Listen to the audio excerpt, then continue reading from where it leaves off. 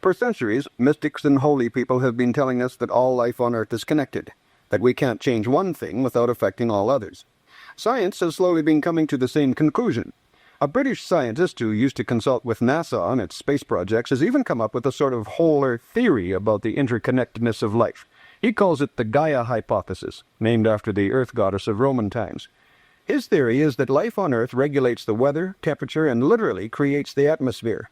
The way he has it figured, the plant kingdom supplies the oxygen, and the animal kingdom uses it and gives back carbon dioxide.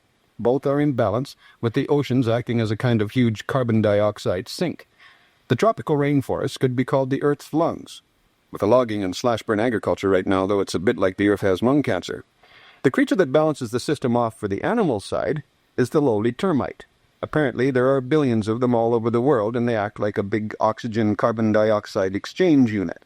All the rest of the plants and animals, right down to the tiniest viruses, are each a vital part of the system, and as living populations fluctuate, so does the weather and literally the atmosphere we live in. It's an incredibly complex system that took a lot more than human mind power to design and put in motion, but it seems human technology is on a big enough scale now to change it. If we're going to get any kind of balance back, we're going to have to understand a lot more about how ecological systems work, and that's what Biosphere 2 is all about. In human terms, it's an immense biosphere, designed to cover 2.5 acres and have 7 distinct ecological zones. There will be a tropical rainforest, marshland, desert, savanna, a 50-foot-high mountain, and an ocean up to 35 feet deep. It will also have a small farm and housing for 8 people.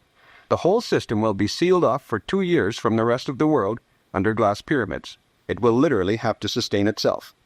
200 scientists from prestigious places like the Smithsonian Marine Systems Laboratory and the New York Botanical Garden are planning just which plants and animals go where and how many of each to use. It's an ecologist's dream and nightmare at the same time. Everything has to be just right, and that's not easy. For example, there has to be something to break down the savanna grass. So the scientists thought of termites, but they've already checked out dozens of species trying to find one that doesn't eat the sealant that holds the glass together. They're also looking for a pair of hummingbirds to pollinate the agricultural plants. Again, they've studied one species after another, trying to get birds with just the right beaks to fit all the different flowers. Naturally, the computer is being pressed into service in Biosphere 2 to monitor the whole system. 5,000 sensors will be used around the biosphere to keep track of everything from oxygen levels to the temperature of individual plant leaves. Construction is just starting, and the 2-year experiment won't get underway until 1989. But there's already a lot of work being done designing the ecosystems and choosing the plants and animals. There are skeptics in the scientific community, of course, but the people working on Biosphere 2 don't care. They call Earth Biosphere 1, and they think by studying the many ecosystems in their Biosphere 2, they can come up with some potent information about solving problems as big as the greenhouse effect, and maybe even counteracting the creeping deserts around the world.